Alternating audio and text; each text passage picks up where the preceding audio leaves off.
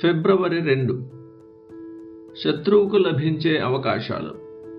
లోకంలో సాతాను అత్యంత తెలివిగల గూఢచారి.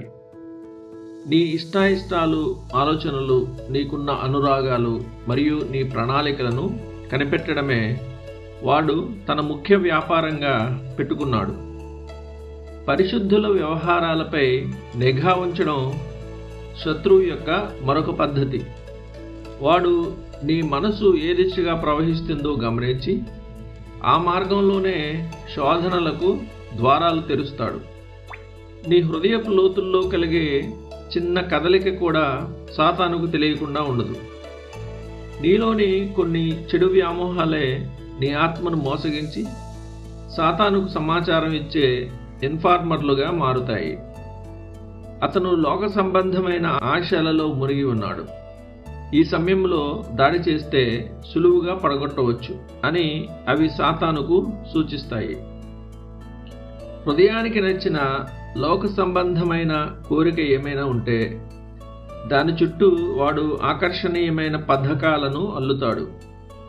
మొదట వ్యర్థమైన ఆశలతో మనిషిని ఉప్పొంగించి ఆపై భయంకరమైన పాపాల్లోకి లాగడం అపవాదికి చాలా సులభం. దీనికి ఉదాహరణే హామాను.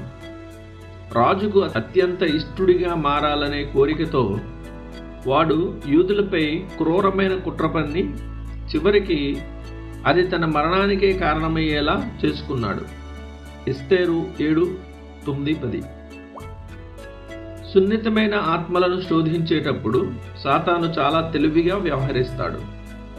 వాడు మొదట నమ్రతగా నటిస్తూ చాలా తక్కువ, అంటే చిన్న పాపం కోరతాడు.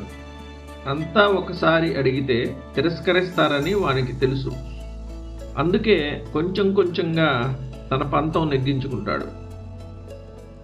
అవ్వ విషయంలో కూడా వాడు ఇలాగే ప్రవేశించాడు. మొదట పండు తినమని ఆమెను నేరుగా అడగలేదు. అలా అడిగితే ఆమె భయపడి వెనక్కి తగ్గుతుందని వానికి తెలుసు.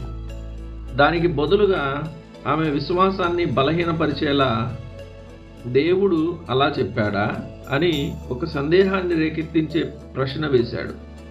దేవుడు చాలా ఉదారవంతుడు కదా, అన్నిటినీ ఇచ్చి దీనిని ఎందుకు నిరాకరిస్తాడు అని ఆమె మనస్సులో తప్పుగా ఆలోచించేలా చేశాడు.